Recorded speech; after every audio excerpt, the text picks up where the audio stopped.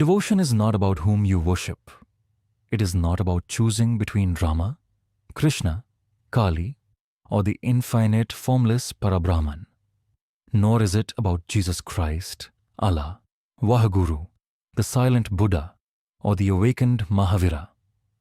True devotion has nothing to do with names, statues, scriptures, or traditions.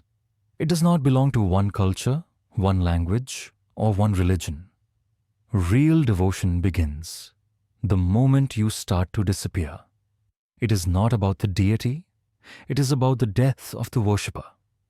If your devotion still leaves you with a sense of identity, if it adds to the idea that I am a devotee, that I am chosen, that I am closer to the truth than others, then it is not devotion at all. It is simply the ego dressed in spiritual clothes. Real devotion is not about becoming someone, it is about becoming no one. Not about becoming holy, it is about becoming hollow. Yet, so often, people turn faith into ownership. They build fences around their gods and call them the only truth. They argue over which book is final, which name is supreme, which path is sacred. They fight wars in the name of peace. They hate in the name of love. They divide in the name of the indivisible. But devotion is not something you possess. It is something that possesses you. If your devotion does not melt you, if it does not tear apart your boundaries and burn away your self-importance, then it is just another transaction.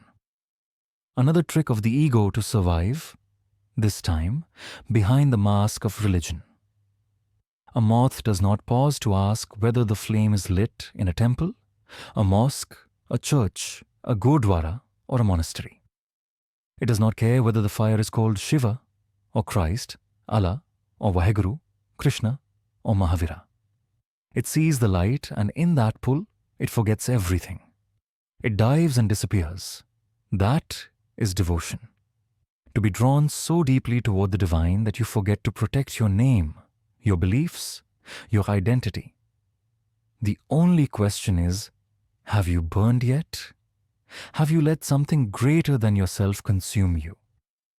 And this burning, this surrender, this sacred vanishing, it does not only happen under domes or spires or sacred trees. It happens in silence. It happens in art. It happens in love. When a Zen monk lets go of thought and becomes one with the moment, there is devotion. When a Sufi twirls and forgets the world in divine ecstasy, there is devotion. When a musician loses themselves in their music, so much so that they forget time, forget their own body, forget the idea that they are even playing, that is devotion.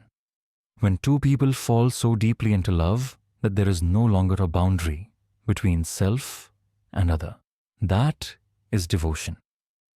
When a mother holds her child and forgets herself entirely, there too is devotion. Wherever the eye fades, the divine appears. God is not waiting in the heavens, counting prayers or punishing doubts. God is not a name, a gender, a shape, or a nation. God is in the space where you are no longer there, where your story ends and silence begins. So the real question is not, whom do you worship? It is not, which religion do you follow? It is not even, what do you believe? The only question worth asking is, have you disappeared yet? Because only in your absence can the infinite presence be revealed. Only when you are no more can that, which is beyond all names, finally shine through you. So don't cling. Don't build your identity in the name of devotion. Let it break you. Let it carry you like the wind carries dust, without resistance, without direction, without name. This is not the path of becoming. This is the path of vanishing.